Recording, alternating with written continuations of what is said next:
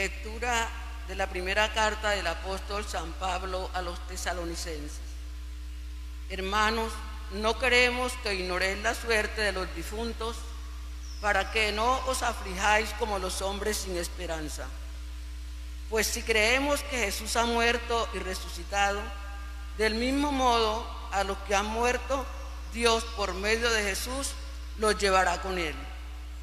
Esto es lo que os decimos como palabra del Señor. Nosotros, los que vivimos y quedamos para cuando venga el Señor, no aventajaremos a los difuntos, pues Él mismo, el Señor, cuando se dé la orden a la voz del arcángel y al son de la trompeta divina, descenderá del cielo, y los muertos en Cristo resucitarán en primer lugar. Después nosotros, los que aún vivimos, seremos arrebatados con ellos en la nube al encuentro del Señor en el aire. Y así estaremos siempre con el Señor. Consolados pues mutuamente con estas palabras. Palabra de Dios. El Señor llega a regir la tierra. Cantad al Señor un cántico nuevo, cantad al Señor toda la tierra, contad a los pueblos su gloria, sus maravillas a todas las naciones. El Señor llega a regir la tierra. Porque es grande el Señor y muy digno de alabanza, más temible que todos los dioses, pues los dioses de los gentiles son apariencia, mientras que el Señor ha hecho el cielo. El Señor llega a regir la tierra. Alégrese el cielo, goce la tierra, retumbe el mar y cuanto lo llena, vitoreen los campos y cuanto hay en ellos. El Señor llega a regir la tierra. Aclamen los árboles del bosque delante del Señor que ya llega a regir la tierra, regirá el orbe con justicia y los pueblos con fidelidad. El Señor llega a regir la tierra.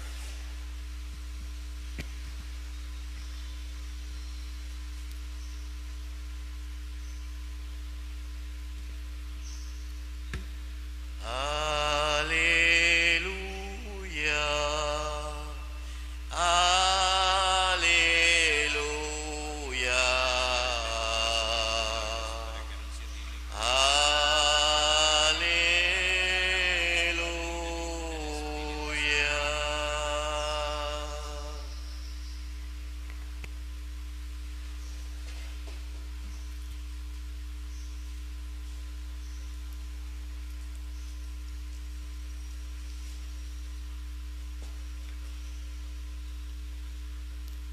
El Señor esté con ustedes.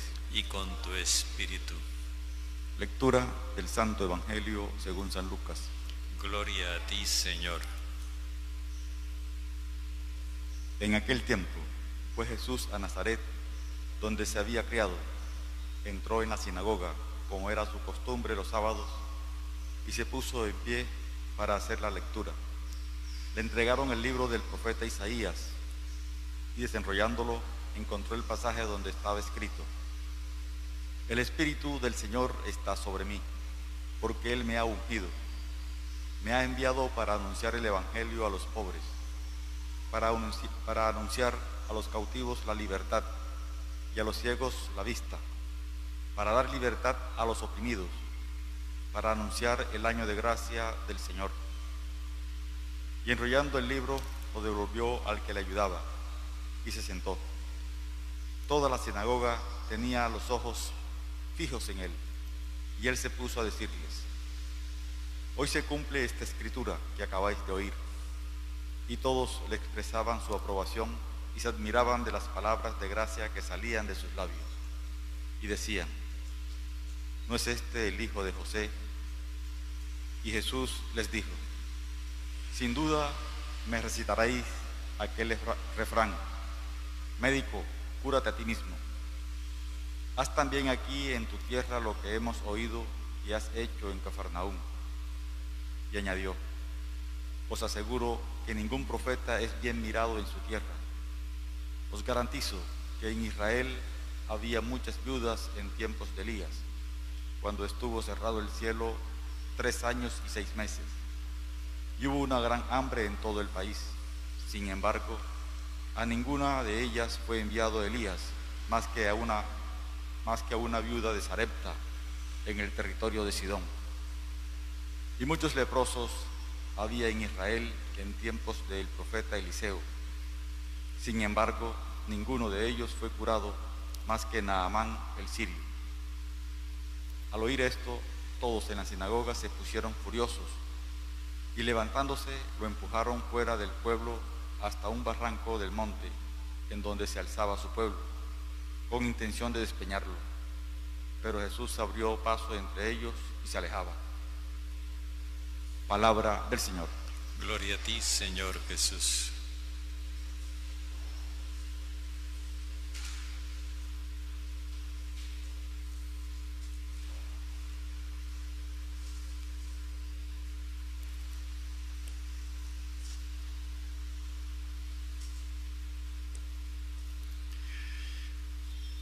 Como les decía, vamos a comenzar el Evangelio de Lucas y de alguna manera tenemos que reubicarnos, porque cada evangelista tiene su propio enfoque. Nos habla de la misma persona, de Jesús, pero cada uno desde un punto de vista que es la situación en la que se encuentra su comunidad. Por poner un ejemplo, en el Evangelio de Marcos que leímos primero, aparecen 2 grupos de seguidores de Jesús. En el Evangelio de Mateo que leímos después, es un solo grupo, el de los seguidores de Jesús. En el Evangelio de Lucas vamos a encontrar otra vez los 2 grupos, pero de manera distinta. Por ejemplo, en Lucas están los 12 y los 70. Otras veces los pone los 12 y las mujeres. Pone a unas figuras femeninas a representar el grupo de los seguidores de Jesús que no pertenecen a la institución judía. Entonces, estas cosas es necesario que las tengamos en cuenta para que en el momento en que se presenten no nos resulten extrañas. Hoy el texto que leemos, lástima que no comenzara 2 versículos antes, porque en los 2 versículos anteriores se habla de que Jesús se paseó por toda Galilea enseñando en las sinagogas de los judíos, y allí causó una muy favorable impresión. Jesús llega a Nazaret, que es donde se desarrolla la acción de hoy, precedido de una opinión pública muy favorable. La gente habla muy bien de él, ha quedado muy bien impresionada. Y lo que Jesús ha estado haciendo es lo que va a hacer ahora en Nazaret. Pero aquí, en Nazaret, las cosas van a salir de forma distinta. Él había sido criado en Nazaret, entra en la sinagoga como tenía por costumbre para encontrarse con el pueblo, y se para hacer la lectura. Cualquier varón israelita podía levantarse a hacer la lectura y una exhortación a sus correligionarios. Cuando Jesús se para, el encargado, diríamos nosotros el sacristán, le entrega el rollo del libro del profeta Isaías, y él entonces se pone a desenrollarlo hasta cuando encuentra el pasaje que él quería leer. Esto no es como hacen algunas personas a veces, que abren en la Biblia donde sea y lo que salga, eso es lo que me dice el Señor. No, Jesús abre el libro y busca expresamente el texto que Él quiere leer. Cuando lo lee, a medida que lo va leyendo, le hace unos añadidos. Le añade, por ejemplo, un versículo tomado del capítulo 58 de Isaías, y estamos aquí, el texto que él lee es del capítulo 61. O sea que Jesús trae una frase de otra parte y se la mete. Pero eso no es nada.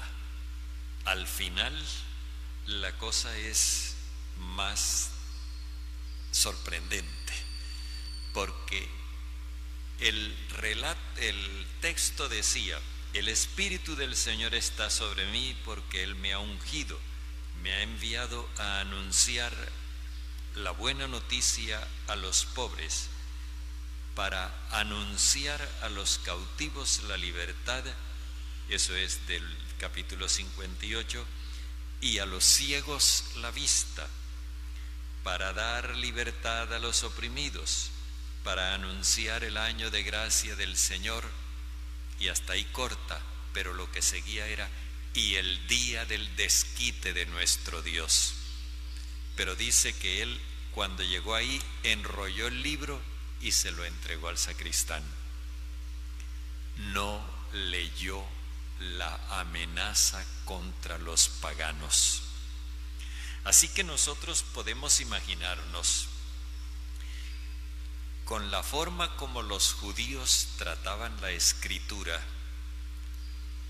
la expectativa que había en la sinagoga por el hecho de que Jesús hubiera traído una frase del capítulo 58 de Isaías y la hubiera metido en el capítulo 61, y que además le hubiera puesto tijera al final del oráculo. Entonces la gente está a la expectativa, porque ellos respetaban mucho esos textos y no se atrevían a tocarlos.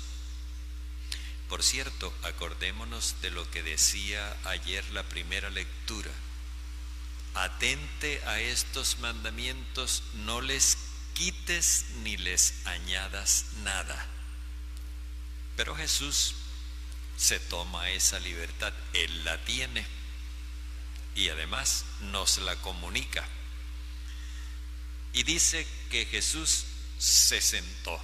Sentarse es, aquí en el Evangelio de Lucas, sentarse es la actitud propia del maestro. Va a enseñar. Y cuando Él se sienta, la sinagoga tiene los ojos clavados en Él, porque está esperando explicación a eso que Él ha hecho, que es una cosa inusual y a ellos les suena irrespetuosa. Y Él entonces dice: hoy se cumple ante ustedes esa escritura que acaban de escuchar. O sea, Él les está diciendo: lo que acabo de leer se cumple en mí y ustedes son testigos. Pues por supuesto que la gente no está de acuerdo. Y lo que hacen es expresar su desaprobación. ¿Y por qué ellos desaprueban lo que Jesús está diciendo? Porque Él solamente ha anunciado palabras de gracia y ha omitido las palabras de desgracia. O sea, porque Jesús ha mostrado que el proyecto de Dios, el amor de Dios, es para toda la humanidad y no solamente para el pueblo de Israel. Que Dios no odia a los paganos, con todo y lo idólatras que puedan ser, Dios no odia a los paganos.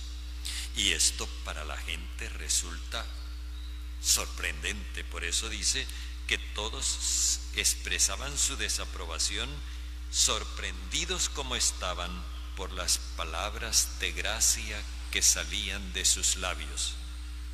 Y entonces comienza el run run allá, el comentario. Ay, este no es el hijo de José. Ellos consideraban a Jesús hijo de José. José pertenecía a una familia tradicional de Nazaret. Nazaret es el lugar más tradicionalista de toda Galilea. Allí era donde el fanatismo religioso llegaba a su máxima expresión. José pertenece a esa sociedad y su familia también. Entonces se supone que si Jesús es hijo de José, de tal palo tal astilla, hijo de tigre tigrillo, Jesús tenía que ser también un fanático religioso como ellos, pero les resultó que no. Ajá, y este no es el hijo de José. Entonces Jesús apela a otra cosa.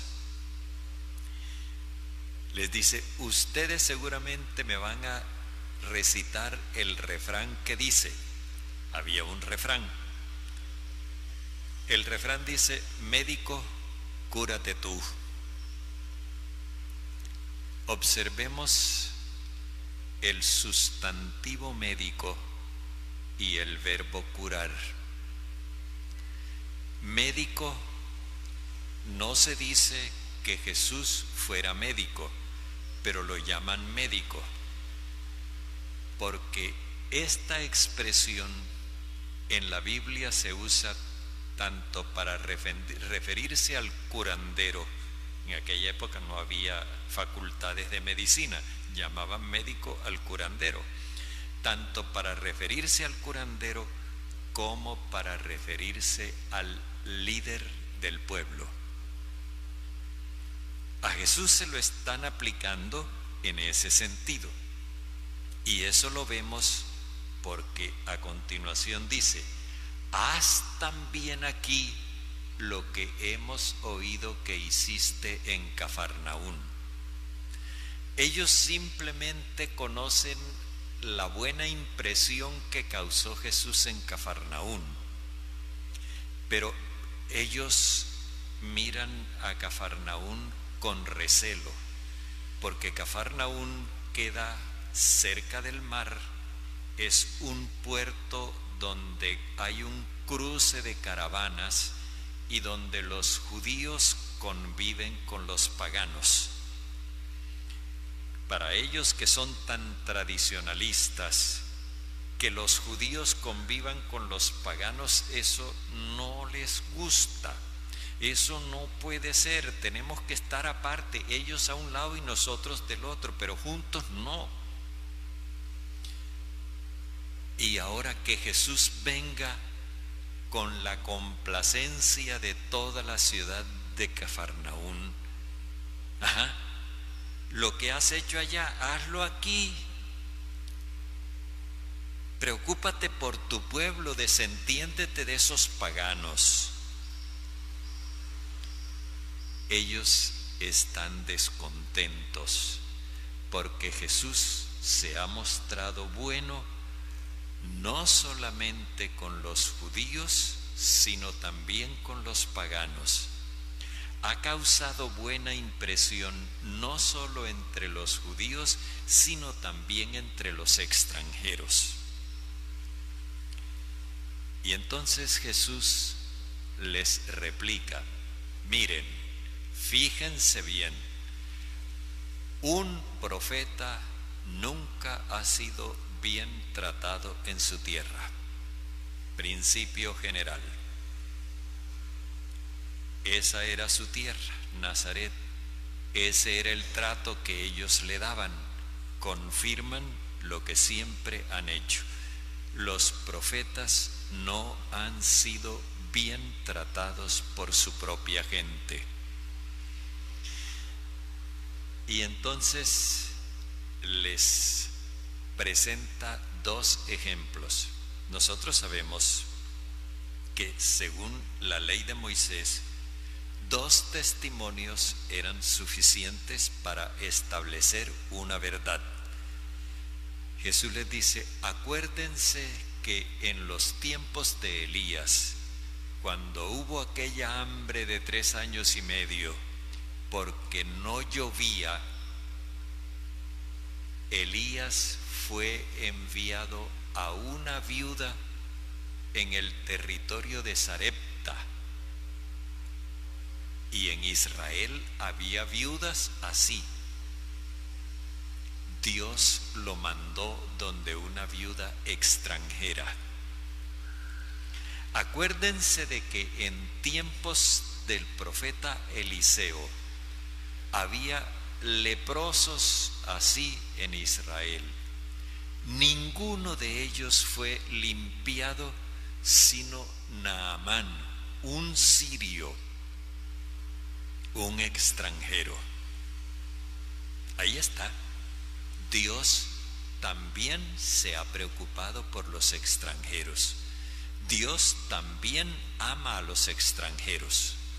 Con todo y lo idólatras que ustedes los consideren, Dios también ama a los extranjeros. El hecho de que Jesús diga eso y que es irrefutable, son 2 testimonios que establecen una verdad. El hecho de que Jesús diga eso ya resulta irrefutable. Pero cuando se acaban los argumentos y las razones, entonces se desata el fanatismo. Ellos se pusieron furiosos. Aquí viene la ira. Se pusieron furiosos y levantándose lo empujaron fuera del pueblo. Esto es una expulsión, no solo de la sinagoga, sino una expulsión social fuera del pueblo. Es decir, Jesús ahora queda excluido, porque dijo que el amor de Dios es también para los paganos. Ahora ellos lo declaran hereje y lo sacan fuera de la ciudad. La manera como el evangelista nos dice esto nos hace mirar en otra dirección. Dice: lo llevaron hasta el barranco del monte en donde se alzaba su pueblo con intención de despeñarlo. Nazaret no está en un monte, pero Jerusalén sí.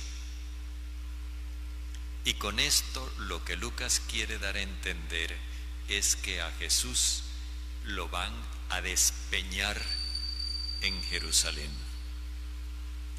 Ese fanatismo que se ve en Nazaret proviene de Jerusalén. Sin embargo, dice el evangelista, Jesús se abrió paso entre ellos y emprendió el camino. O sea, ellos tienen ira y ganas de eliminarlo. Pero Jesús no les opone resistencia, simplemente se abre paso y sigue solo su camino. Ellos no quieren caminarle al camino del Señor. No quieren transitar el camino del Señor. Allí no hay nada que hacer. A la gente adulta no se la puede obligar. Uno puede coger un niño que quiere irse para allá donde están los carros circulando para que lo atropellen los carros, y uno lo agarra y no lo deja ir. Pero una persona adulta ya no se puede. Ya ahí toca que ella se responsabilice y si un carro la atropella, ella se lo buscó. Lo mismo ocurre aquí. Jesús se abre camino, emprende su propio camino y los deja a ellos con su ira, con su fanatismo. Estas cosas nos las narra el evangelista de manera que nosotros nos demos cuenta de dos cosas. Primero, el camino de Jesús va a estar siempre amenazado por ese fanatismo religioso. Segundo, la historia de la humanidad siempre va a transitar del mismo modo. Y aquí nos dirán, ay, este no es hijo de José. Sí, siempre se vive apelando a la historia pasada y nunca se piensa en que en el futuro Dios nos está llamando para cumplirnos sus promesas. Todo depende de nosotros. Jesús, que se hace presente en el altar, no pertenece al pasado. Él es nuestro futuro y nos está llamando para que nosotros nos acerquemos a Él y nos asimilemos a Él. Esto es mi cuerpo, yo lo entrego por ustedes, hagan ustedes lo mismo en recuerdo mío.